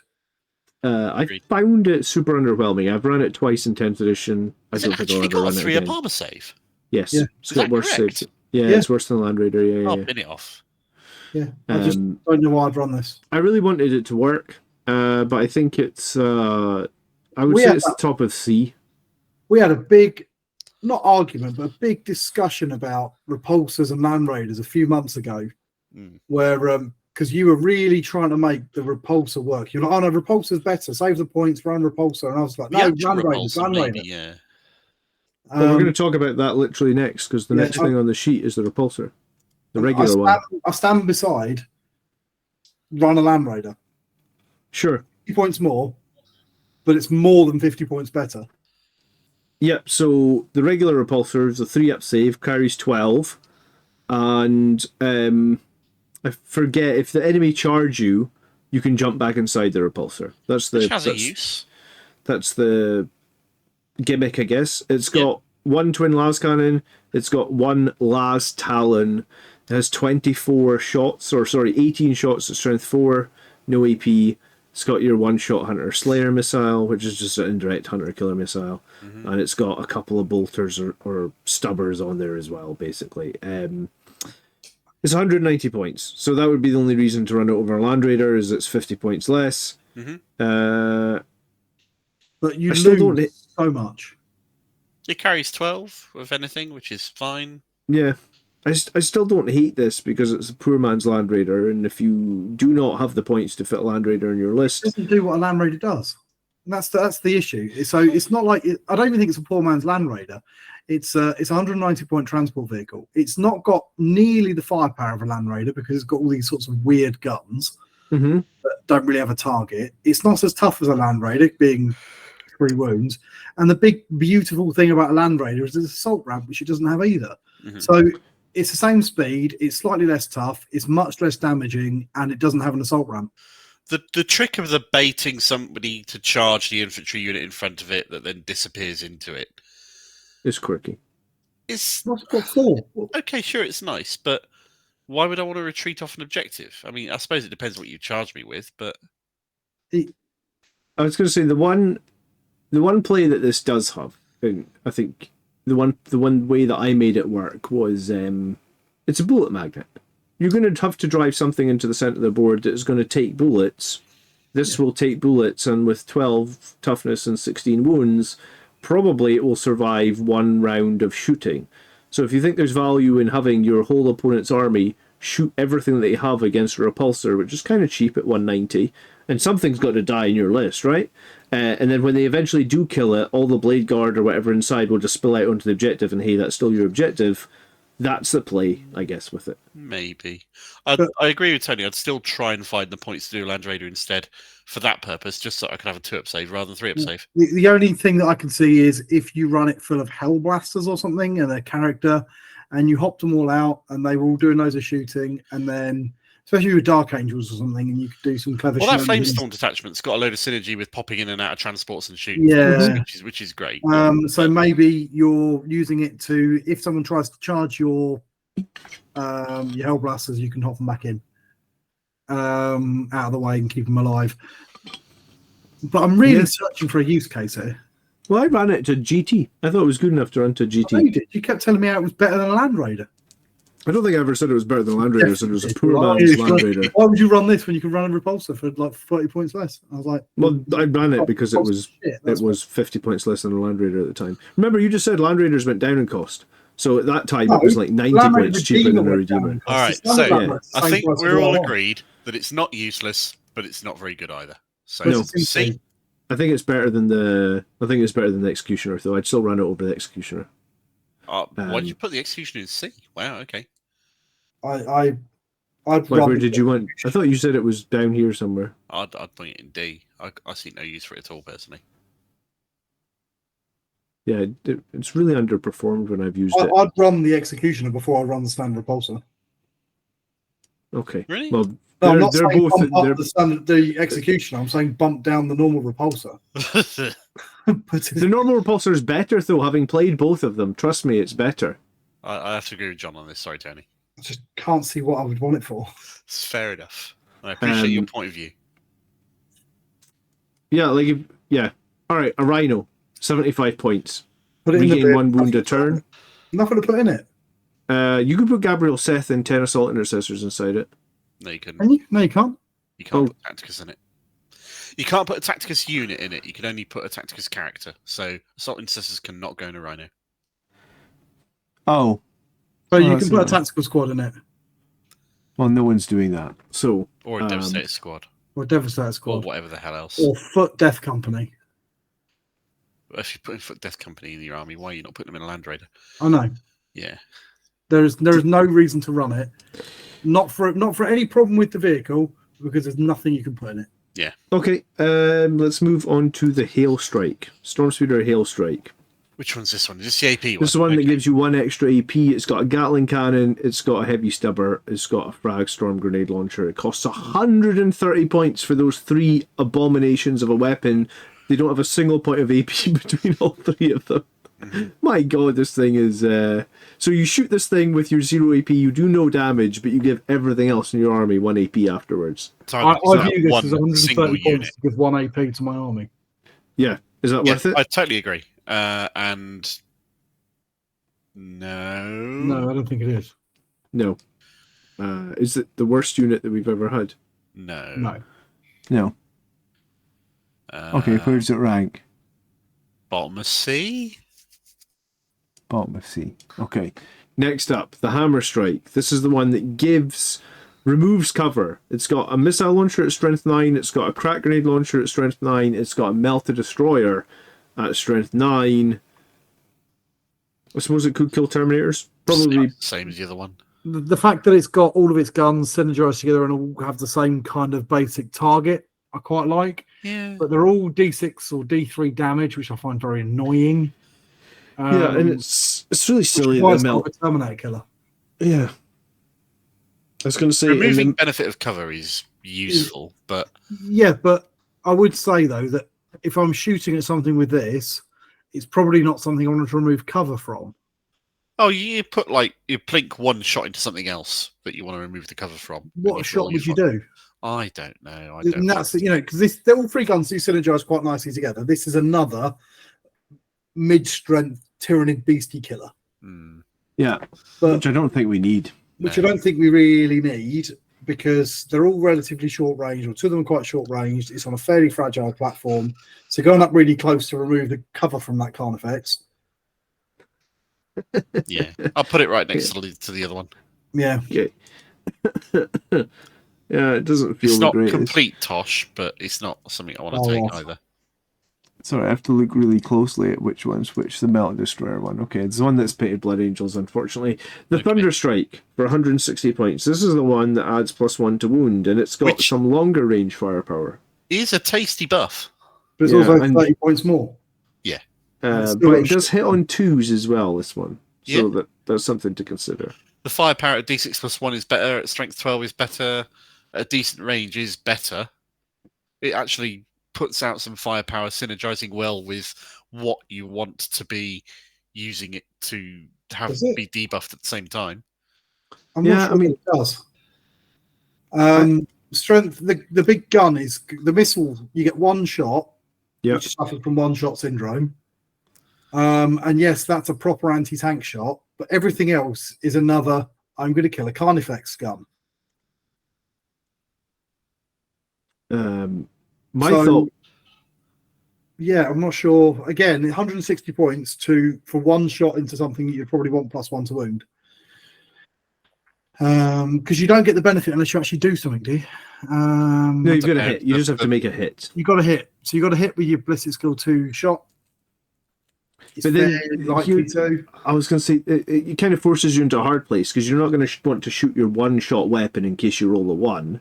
So you kind of have to shoot both weapons, right? Because you kind of need to guarantee you make the hit to get the +1 to wound. And anything apart from that is wasted with any kind of armor. Yeah. So my experience having used this is, I think it was 140 points. I think they put it up to 160, and I did have it in my list at 140, and I thought it was good at 140. If you were running a bunch, if you were running Vindicator tanks, well, all your Vindicators suddenly wound on 2s now. That's pretty sexy, right? But once you get to 160, and the fact in itself it's not survivable and doesn't really do any damage, so just 160 for +1 to wound. At that point, you're almost like, well, would I not just take another Vindicator if I want more damage output from Vindicator tanks, right? So it's like, I don't know. Think it's too many points for the buff that it brings. Yeah, I agree. Yeah. I'd rather have far more pure damage output than the buff. I could have points to spare and one of these fire support. I could bring my Predator Annihilator and have 30 points. I could bring my big old Dreadnought and have 30 points or so. Plus, I think this it can looks be ugly compared to land speeders. And slightly higher than these other No, ones. I don't think it's any better than the other two. Because it's objectively better than the other two. But it's too many points. Too many points. Okay, well, we'll still say it's better than the other two because it actually has a decent because buff. to wound is more desirable. Yeah. Yeah. Okay. Next up, number 30, we have the Stormhawk Interceptor, and I must admit I've not looked at this at all. In the bin. Because I don't really rate OC0 models at all. The big problem with this for me is the problem with flyers in general. Because it's actually not very expensive. Hello, you broke it. Yeah, sorry, it's 155 points. It's 155 points, which makes it relatively cheap. It's got firewise, it's got a little bit of the assault cannon is an assault cannon. The missile launcher, okay, another strength 8 weapon, D3 damage, not great. The las cannon, it's okay. You can put the Typhoon missile launcher on it if you wanted to. It's the big problem though is it entirely comes down to the fact that it's a flyer, and this edition doesn't like flyers, and it doesn't actually have any real synergy with any of these guns either. So it's like, so you bring it on in turn 2 to do mid-strength fire-ish at the middle of the board, or it stays on the board on turn. It deploys on turn 1. Yeah, you got to move it every time because it's got no hover mode. Yeah. Yeah, I don't think. I don't actually know which. It's this picture, is it? Oh, okay. Sorry, it's the that one. Yes, that's the one. The first one. Yep. So it's a D. Yep. I think it is at the moment. Okay. Storm Raven gunship in at number 31. Has gotten better as of the last balanced data slate and rules commentary because GW finally clarified that you can disembark after having arrived from reserves. Okay, so you can take 12 infantry, you can take a dreadnought. Its guns, unfortunately, are all over the place. It's got Hurricane bolters, it's got one shot from a las cannon, it's got like 2 shots from a Twin Lake multi-melta, it's got like 2 shots from the Storm Strike missiles. I feel like it used to be a bit of a powerhouse of firepower, but now I just feel like all the firepower is mismatched and all the strengths and the number of shots are a bit rubbish. So, like, at 240 points, I can never see a reason to take this over a regular 240-point Land Raider, which I know I'm going to be like, I'm getting 4 Strength 12 las cannons. That looks a hell of a lot better than all the... 4 Strength 12 las cannons, a lot better than 1 Twin las cannon and a Twin multi-melter, isn't it? And, like, 2 3 damage missiles on Strength 10, So, if you spec it purely for anti-armor fire, you have a Twin las cannon. Yep. You have a Twin multi-melter in the nose. Yep. You have the 2 sets of Storm Strike missiles. Yep, which is just 1 shot. Strength 10 minus 3 damage, right? So 2 shots from the 2 of them. Yeah. And then you have the Hurricane bolters because there's nothing else to go in the slots for them. Yeah, which overall seems like it doesn't feel worth 240 points, right? You're paying for the firepower just has suffered from the increase in toughness in vehicles. I suppose we should say it is minus 1 damage for incoming damage. It is. It's relatively. It's fast. It's relatively tough for a flyer. Yeah. It's got a little bit of incidental anti-armor or whatever fire, and it can carry a decent amount of stuff. And where does it put it? C. Bottom of C? Is it any better than that? I don't think it really matters where it goes in C. I think if it was it's a little bit not cheaper, dog shit, but it's not good either. Okay, 32 is a Storm Talon gunship for 165 points. It's better than the Interceptor. I don't but not outrageously mind this, to be honest. Really? I think the fact that its strafing run gives stuff that can't fly a base +1 to hit across the board is a useful ability right off. So this reminds me a lot of those Storm Speeders, except it's a little bit tougher than those Storm Speeders. Like, what's it killing stuff with? Cheaper. It's not going to kill very much, no, but you've got the Twin las cannon in there. So for the most punch, it will have a Twin las cannon and a Twin assault cannon. For 165 points? Nah. That's about 65 points overcosted, honestly. Yeah, I agree. I think that might actually be the worst unit. Unless you disagree, I think it should go. I don't think it's the worst unit. I think it's a bit. It's a twin assault cannon and a twin las cannon for 165 points. It's better than On something that can completely ignore terrain, basically. Well, sure, but Always it's, going to get to fight. You can't hide from it. No, its firepower is all Yeah. but useless, sadly. Being able to put the twin las cannon shot sitting on 2s anywhere is not nothing, but it's barely anything at the points cost. yeah, it's way too expensive. Okay, Vindicator tank next. We all know From one what end of the Vindicators table to the other. can do. They can shoot into melee combat. Even though they've got a blast weapon, they have the Demolisher Cannon, which is D6 plus 3, strength 14 minus 3, D6. I know it sounds a bit random, but it's actually really reliable. So this has Really two reliable when you've got downsides. lots of them. The first downside is the points cost at 190 is a touch on the high side. The second downside is the main gun's range at 24 could do with being a little bit higher, but is Correct, also yeah. not. It's also the worst slowest tank in the army. Movement 9 is also not nothing. Mm-hmm. So 33-inch threat range, but if you shoot your Oath of Moment target, you're averaging 6 shots, strength 14 minus 3. That'll end up with some failed saves, and then it's D6 per 1. Yeah.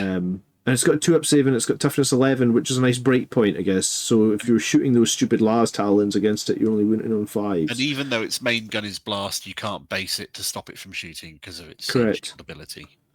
I think Toughness 11, 2-up armor. I think absolutely Vindicators are love it. great. I would put it in A or even S. I'm running at least 2 of them in every list I build at the moment. Sometimes I'm running 3. I think, to be honest, normally I'm running 2 of those, and I've been running 2 of them in the Ballistus Dreadnought. I been think running it's them as too. close to an auto take as the Redeemer is. Yeah, I prefer it to the Redeemer. I'm running it more often than Redeemer at the moment. My list last week was a Redeemer and 2 Vindicator tanks. Yeah. My list this week is 2 Land Raiders, 1 Redeemer, 1 regular Land Raider, and a Vindicator tank. So Everything it does is good. Every point that you're paying for has a purpose. Nothing is wasted. It's a solid tank. Do you know, Yeah. I've loved the Vindicator since I bought my first one back in 3rd edition, and I've run it in every edition since then. I think they're great. I'll tell you what makes it really great, running an Iron Storm. Because then you Yeah. save the re-roll for a damage roll when you roll a 1 or a 2, and it turns into a 5 or a 6. It's brilliant. it's nice. Okay, last and possibly least, I guess, the Whirlwind Not now at least. 180 points. In your shooting phase, after this model is shot, if one of those attacks made with the Whirlwind Vengeance Launcher scored a hit, you can make the enemy take a battle shot test. Vengeance Launcher is D6 plus 3, blast, indirect, 72 inches, strength 8 minus 2 damage. So many points. It's way, well, it was 145 points. It went right up because the Iron Storm players were abusing it. And it's...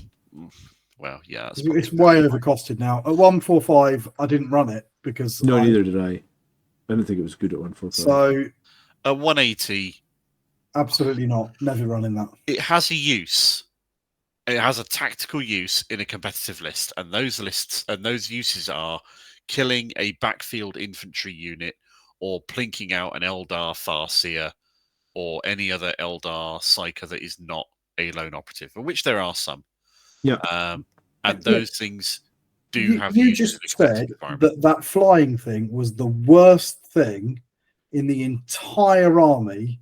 Mhm. It could fly around 165 points. Yeah, and just this fly can up sit and on your backfield while doing it Yeah, with a reasonably resilient chassis. for another 20 points. But this is also, of course, affected by lone operative, whereas the fly thing isn't. Could just fly closer. So that can actually snipe anything, whereas this can't. And this has an OC value. Wow. Oh, it's got 3 OC. I mean, I'm going to roll this one and take my objectives. Yeah, it has a tactical use. I'll stand by what I said. I think I'm not this saying one's... it's a good or optimal use, but it has a use. I think it was... The points hike it got in the balance update is really not good. I'm never taking this. No, I don't think I was taking it at 145, honestly. No. But I wouldn't take that flyer either at Oh, 165. I'm not going to take the flyer either, but So No. I'll tell I you think why. the flyer's Do you, more do you know useful than why this. it was busted in Ironstorm at 145? Because they get lethal hits and sustained on 5s. Because it plinked off a wound or two off something, meaning that the target being shot at was no longer at starting strength, at which point it was a viable target for the Mercy's weakness stratagem, which means other things could shoot it with sustained hits and crit on 5s and all this kind of jazz. Yeah. As well as being able to sit backfield. You always need something to hold your backfield objective and sit on it with OC. Yeah, and the Whirlwind was good at that last edition when it was 125 points. I complained a lot last edition that it did no damage. Well, they gave it some damage, but they increased its points cost massively to a point 8 where minus 2 damage is not nothing. D6 plus 3 is a good amount of shots with blast. But yeah. 180 is a bit too much. It's a lot too much to me. I was going to say that's the problem with having all these attachments for Space Marines, in that like it's like the recent nerf to aggressors. Like they got nerfed because of the Boltstorm aggressors, but it really hurts the Firestorm ones. And this is the same. Like this really got nerfed because of Ironstorm. Yeah. But now it hurts it so much so that it's like I don't think you'd even run it in Ironstorm. No, I wouldn't put it D. I'd say it still has tactical use, but it's just not a good one. I'd put it in well, C. I think Tony was upset, so I think it needs to go below this flyer. Oh, no, I disagree with that. All right, sorry. Where do you want it? Where do we actually think is realistic for it? Above the Storm Speeders? No, I'm taking the Storm Speeders, I think, before it. No, I'm not even considering taking the Storm Speeders before it. Not All right. considering taking it. I would take the +1 to wound Storm Speeder before it, so let's put it there. Okay, fair enough. Cool. I mean, if you're down here scraping the barrel, It's picking a point C's and or two, D's, really. That I think you should probably just draw a line under B and be like, you can't really, unless you're just playing for fun, and playing for fun is a legitimate thing. Yeah. But if you're not playing for fun and you're actually thinking about making a competitive list, probably draw a line under B and say, if any of this shit's in your army, you probably need to buy some new models. I don't know. There's an argument for some of the things that sitting at the top of C. If you're running a relatively competitive list, and you've got a good proper reason to bring a Brutalis Dreadnought or whatever, then sure, go nuts. True. Or you've Yeah, got, I mean, you want definitely. to do that stupid 15 Blade Guard and a Crusader thing. they're just not optimal choices. Which But they're is not fine. optimal unless you've got a very good reason to be bringing it. Guys, thanks so much for hanging out and doing this with us. It is always a pleasure.